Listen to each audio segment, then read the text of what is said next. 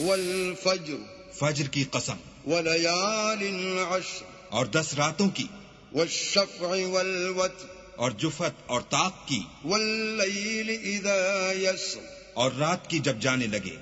هل في ذلك قسم لذي حجر کیا تم نے نہیں دیکھا کہ تمہارے پروردگار نے عاد کے ساتھ کیا کیا؟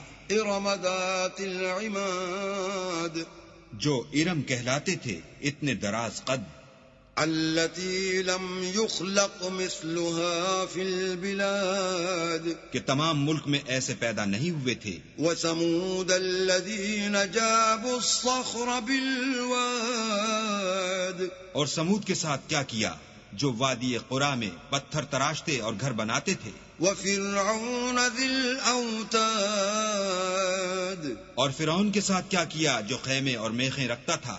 الذين طغوا في البلاد یہ لوگ ملکوں میں سرکش ہو رہے تھے، فأكثروا فيها الفساد اور ان میں بہت سی خرابیاں کرتے تھے۔ فصب عليهم ربك سوط عذاب تو تمہارے پروردگار نے ان پر عذاب کا کوڑا نازل کیا۔ ان ربك لبالمرصاد بے شک تمہارا پروردگار طاق میں ہے۔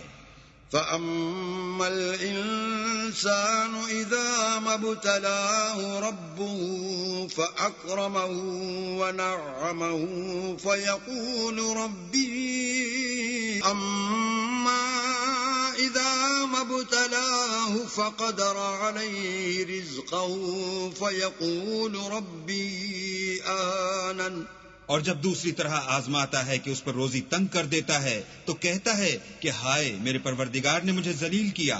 كلا بل لا تكرمون اليتيم نہیں، بلکہ تم لوگ یتیم کی خاطر نہیں کرتے، ولا تحاضون على طعام المسكين اور نہ مسکین کو کھانا کھلانے کی ترغیب دیتے ہو۔ وتأكلون التراث أكلا لما اور میراث کے مال کو سمیٹ کر کھا جاتے ہو۔ وتحبون المال حبا جما اور مال کو بہت ہی عزیز رکھتے ہو۔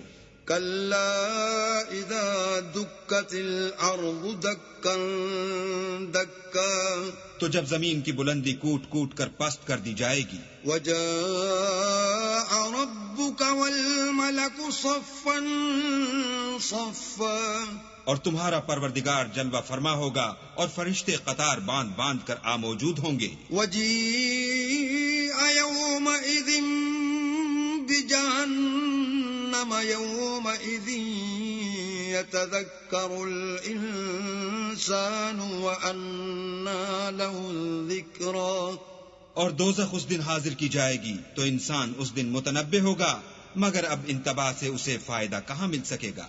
يقول يا ليتني قدمت لحياتي کہے گا کاش میں نے اپنی زندگی جاویدانی کے لیے کچھ آگے بھیجا ہوتا۔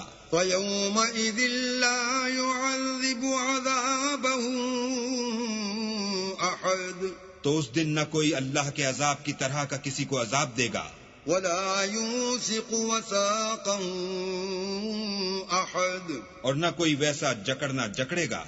يا أيتها النفس المطمئنة اے اطمینان پانے والی روح، ارجعي إلى ربك راضية مرضية اپنے پروردگار کی طرف لوٹ چل، تو اس سے راضی، وہ تجھ سے راضی۔ فادخلي في عبادي تو میرے ممتاز بندوں میں شامل ہو جا، وادخلي جنتي اور میری بہشت میں داخل ہو جا۔